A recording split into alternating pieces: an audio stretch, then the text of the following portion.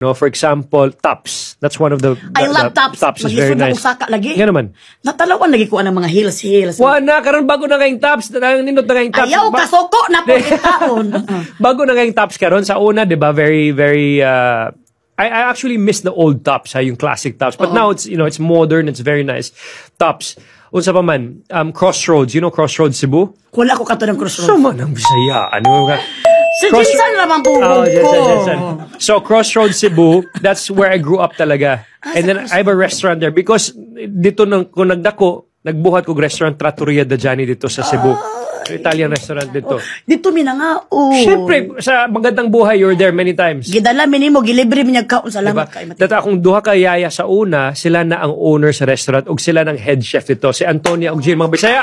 Uy, grabe ka. Pwede mo mga kuan ba palangga dyan kayo ni may mga yaya. Hindi, empleyado. That's the mission for everything, diba? Atong mga empleyado, atong mga trabahante. It's not just us that become successful. It's our team. It's our all employees that become successful. Deserve yun sa og ka ng pakpak yun. Pak.